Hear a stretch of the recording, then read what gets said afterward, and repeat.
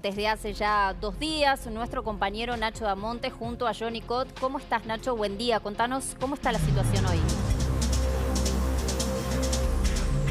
Buen día, Caro. ¿Cómo te va? Mañana, climatológicamente hablando, que ya está comenzando a caer una leve llovizna, pero ha sido una jornada entre el día de ayer y las últimas horas de la noche y las primeras horas del día de hoy, en las que han sucedido cosas que tienen que ver con la seguridad interna de Colombia. Primero, se ha reforzado la presencia del ejército aquí en la frontera. ¿Sí? Ayer hubo un cambio de guardia de tanques, llegó un tanque más moderno, que no es tanque, ahora te voy a contar exactamente qué son vehículos blindados con ruedas. Parecen tanques, pero no tienen la oruga que tienen. Normalmente los tanques, en vez de tener rueda, tienen una oruga, son como unas placas de metales que giran alrededor y son las que permiten movilizar. Por eso es que no se lo denomina un tanque, este es un 4x4 que carga 2 fusiles de asalto y que normalmente tiene 3 efectivos a bordo. Pero bueno, vino uno más de estos, hicieron un cambio de guardia, colocaron otro más de estos vehículos motorizados y blindados a unos 2 o 3 kilómetros en una plazoleta como para demostrar más presencia del ejército. ¿Por qué más presencia del ejército? Ayer se escucharon disparos aquí en la zona de Cúcuta. Si nosotros vemos hacia la derecha, uno toma la mano de la derecha para entrar hacia Venezuela. Antes de ingresar al puente uno puede bajar y ingresando por un barrio de emergencia, por una villa de emergencia, uno puede terminar en uno de los caminos que se los denomina trochas, caminos clandestinos, las trochitas. De ahí provenieron disparos, una buena ráfaga de disparos. Nadie confirmó de qué se trataba, pero seguramente tiene que ver con algo de contrabando.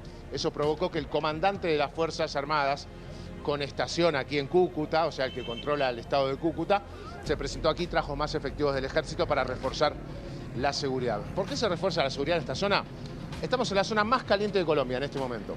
La frontera con Venezuela es la zona más caliente donde más miedo se tiene a la hora de alejarse de los centros urbanos. Por ejemplo, recién nos comentaba una fuente que nos pedía por favor que no nos alejemos de estas 2 cuadras donde está el control del ejército.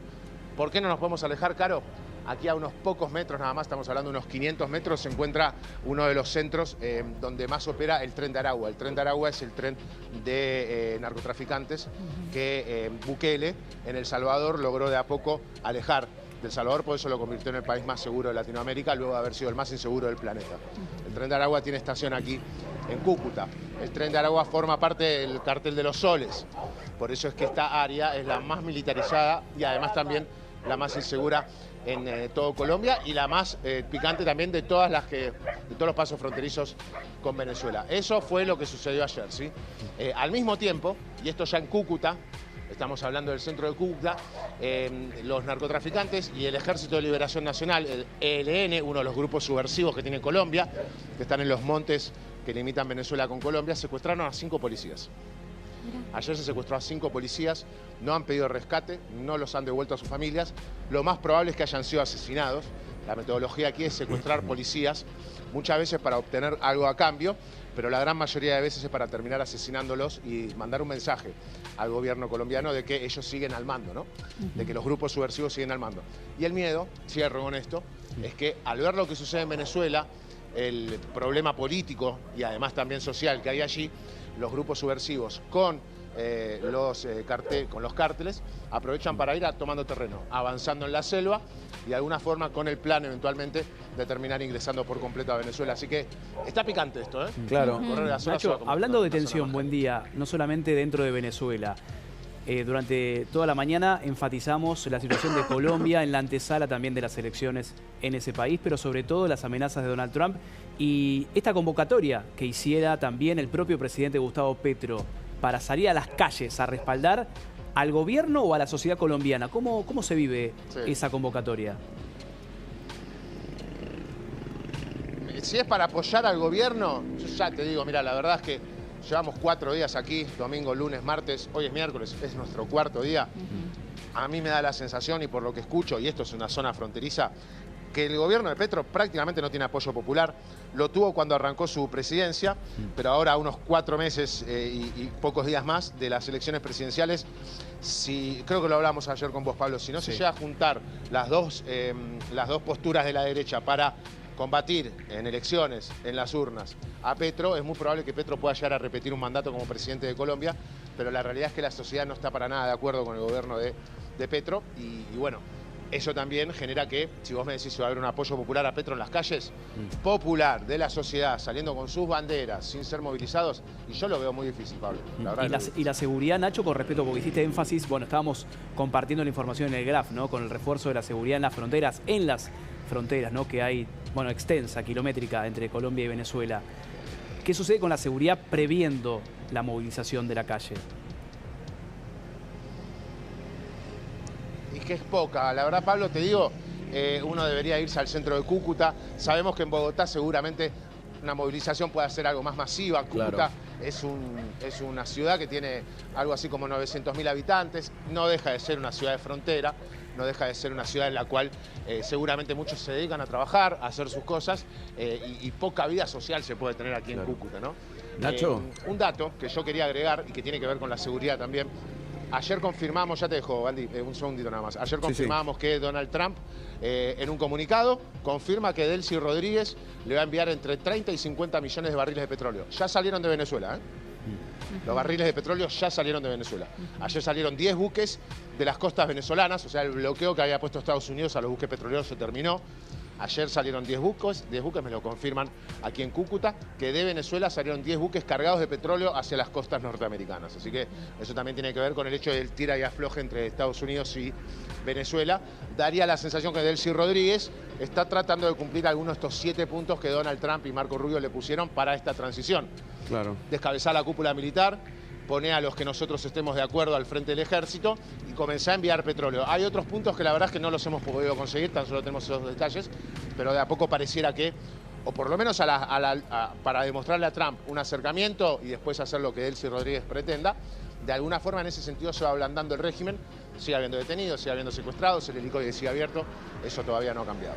Claro. Nacho, te quería poner una lectura que se hace sobre esta convocatoria de Gustavo Petro. Es la primera convocatoria que se hace en este 2026, donde se invita a los colombianos a izar la bandera, a sus afines a izar la bandera como una muestra de rechazo a lo que está haciendo Estados Unidos. Y si bien, por un lado, se ha puesto el nombre de Es para defender la soberanía de Colombia, en las redes sociales ya estuve revisando y eso se ha convertido en una guerra de redes sociales, mediática, donde han dicho que esto es un simple apoyo a Nicolás Maduro.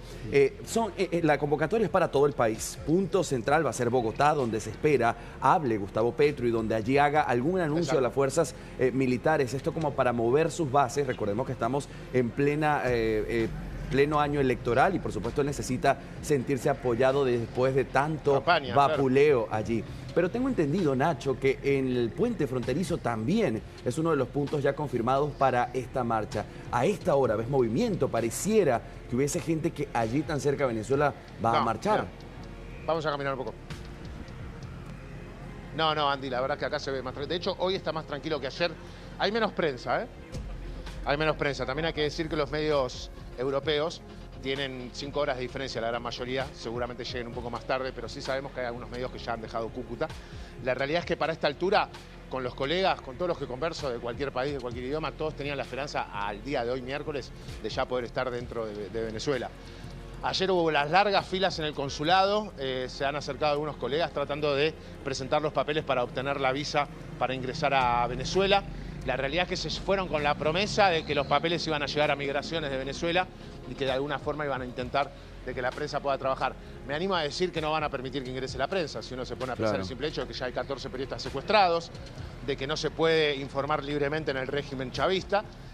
Lo más probable es que quede en una promesa esto de poder ingresar a Venezuela. Pero respondiendo a tu pregunta, la frontera está más tranquila que ayer en lo que es el tránsito vehicular. Es temprano, pero hasta ahora ayer ya había bastante presencia de turistas que van y vienen, de personas que trabajan en las dos fronteras. Nacho, también quería sumar en este momento, lo tengo justamente en mis manos y dice Gustavo Petro, esto era última hora, ayer por la noche escribía, ¿y cómo no se puede llamar secuestro al caso de Cilia Flores? El cargo es ser la esposa de Maduro, eso si no es barbarie, ¿qué es? ¿Desde cuándo en Estados Unidos se colectiviza la responsabilidad en el crimen? Esa fue la tesis jurídica de Hitler frente al pueblo judío, socialista y soviético. ¿Y dónde está el feminismo mundial? Exacto. Y esto es lo que ha traído, por supuesto, el despertar de las redes sociales, donde le han dicho que lo que quiere es cubrir al narcotráfico con esta convocatoria. Sí, 2 o 3 datos más. Ustedes me dicen si necesitan cortar. Sí, no, Nacho. Ayer hubo un ataque de delincuentes a la televisión francesa. Un ataque de delincuentes a la televisión francesa. En Colombia, no en este puente, sino en el puente Santander, que es otro paso fronterizo legal, solo vehicular, no es peatonal. Había periodistas franceses con sus equipos de transmisión, esto lo vieron colegas nuestros, que se acercó un grupo de delincuentes, les robaron las pertenencias y comenzaron a correr a los periodistas franceses con la intención o de secuestrarlos o de quitarles más pertenencias, lo que sea. Los periodistas franceses tuvieron que entrar a Venezuela, corriendo. Tuvieron que entrar a Venezuela corriendo y ya estaban en terreno venezolano cuando los efectivos venezolanos, en una muestra de buena fe, les permitieron regresar sin ocasionar ningún problema, producto de que estaban escapando de delincuentes. Ese es un tema.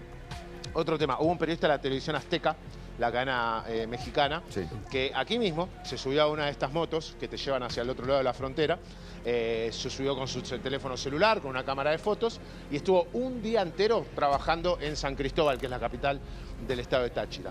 Estuvo trabajando, filmó algunas entrevistas, hizo preguntas, envió material a México y luego tuvo la viveza de eliminar todo el material para no tener nada comprometedor en sus dispositivos digitales. Bueno, hizo bien, porque cuando estaba regresando en uno de los colectivos, pararon el colectivo, lo comenzaron a interrogar y se dieron cuenta que estaba trabajando como periodista sin los permisos.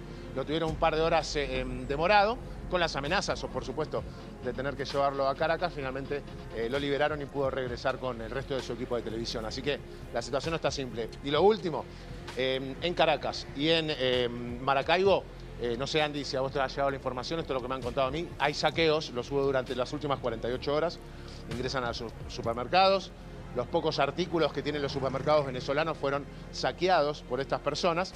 Y hay una cadena de supermercados muy importante que también tiene sedes en Buenos Aires, de la letra M, que estaba reabriendo una sucursal muy grande en Venezuela. Cuando la reabrieron también lo saquearon. Tuvo que intervenir la policía venezolana para evitar que continúen estos saqueos. Y por último, hay toque de queda, ¿sí? Tanto en Maracaibo como en Caracas hay toque de queda. Hasta las 6 de la tarde se puede hacer la vida. Después de las 6 de la tarde, todos a casa. Nacho, nos quedamos atentos allí en esta frontera caliente. 4º día de cobertura, enviados especiales en La Nación Más. Seguramente con Vivi Valles tengas